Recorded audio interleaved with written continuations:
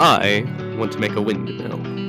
It will be a fabulous windmill. In order to make something fabulous, it must be meticulously planned out down to the finest degree. Every little detail perfectly written, every brick traced, every size measured with pinpoint accuracy.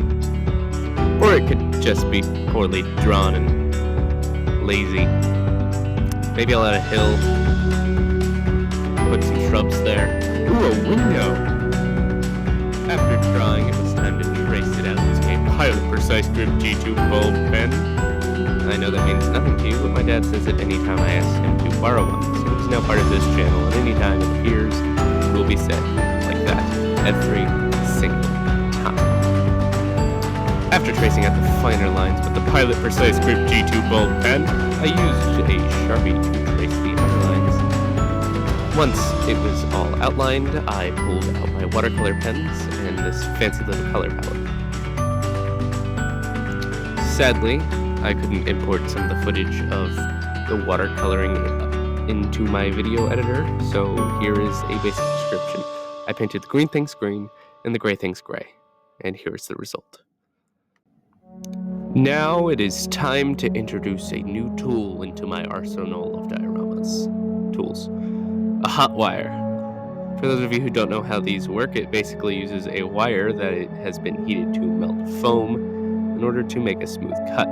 Once the hot wire is heating up, though, I would like to show you these two dioramas. The first of which is a little gladiator fight, which used the same two miniatures, which I had to adjust to look different.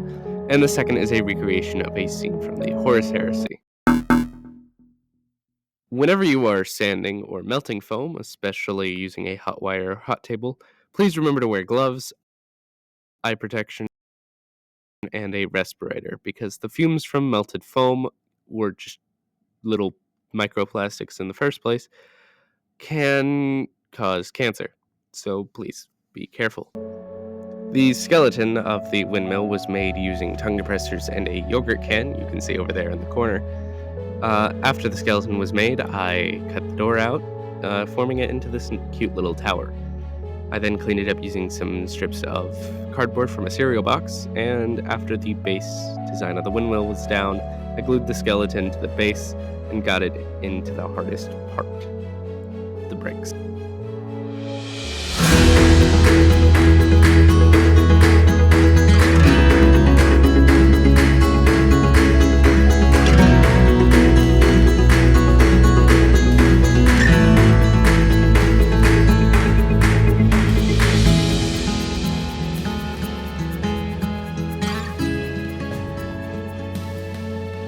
"306 bricks later, and a good 5 hours turned into 25 seconds, I ran a ball of tinfoil over the bricks to give it a more rocky texture.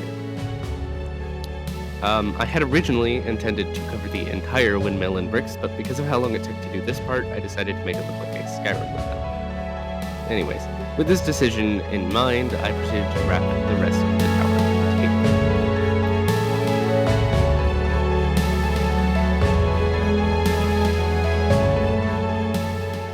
Sadly, I once again lost more footage due to lack of importability. I believe this is just because of how much footage there is for this video. Again, over 306 bricks were placed, and a picture for each one. So a few videos, and probably a couple pictures too, were lost. Anyways, in this specific bit of footage, I tried to create these parts of the windmill. In order to get the curve of the popsicle sticks so they wrapped around the windmill well, but I soaked them in water. Whilst the popsicle sticks were soaking, it was time to make the roof. To start, I made a circle out of paper, then cut it out of cardboard. In order to make the shingles, I cut out more strips of cardboard and then cut little rectangles almost all the way out to where they were just little flaps. I then glued them in place and repeated this for the rest of the roof. And poof! Now we have a nice little tower, meaning all that is left is the propellers. Windmill things. I have no idea what these are called. Oh yeah, and really quickly, I forgot to record this part. The soaking did not work. The hot glue didn't stick to the tape very well, or the wet sticks, meaning there was nothing to hold the popsicle sticks in place in that curved position. So in other words, it didn't work. I then used some other popsicle sticks to make some frames for the propellers. Sadly, I once again lost more footage, so you don't get to see the pain of me making the frames. I used tape and hot glue to add the mesh that is in between the frames.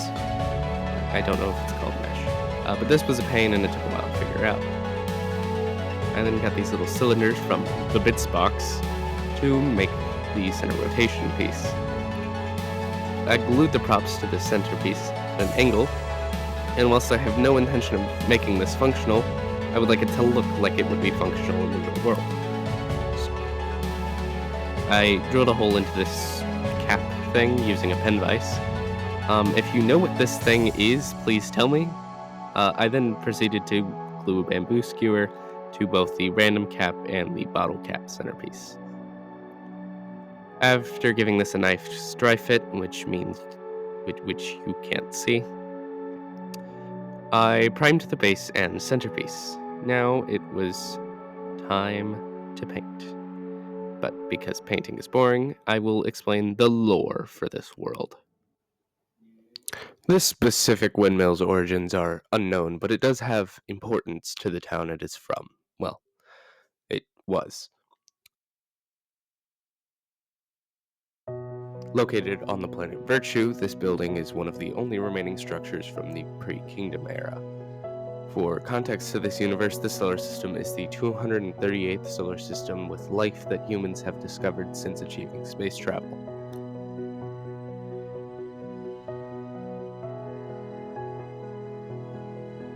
About 500 years before the current events of this story. The system held about 11 planets before the sun turned into a red giant, destroying all but 5 planets: Burden, Virtue, Lethal, Sight, and Frost. Virtue is a very Earth-like planet, however, due to its proximity to the sun, and a couple of large sections have evaporated, leaving heavy fog in these areas. Many of these swaths of fog have faded, but one, known as the Rift. This windmill is located here, in the more uncharted lands around the Rift. The windmill was once home to an old hermit who has disappeared as of recent.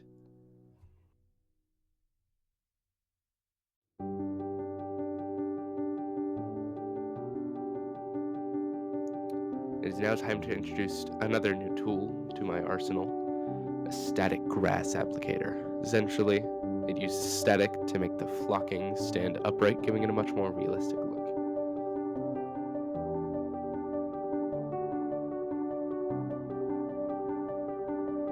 Now it's time for the final assembly. I added this little door, which I made off camera, and then glued the propellers and roof, painted the sides black, and it was finished. On to the glamour shots.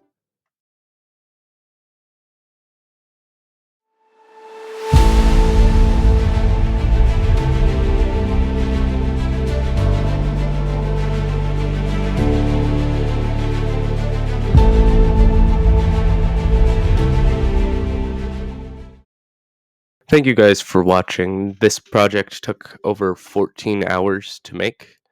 And if you have made it here, please consider liking the video. And if you like other content or want to see more dioramas and crafts, please press the subscribe button down below.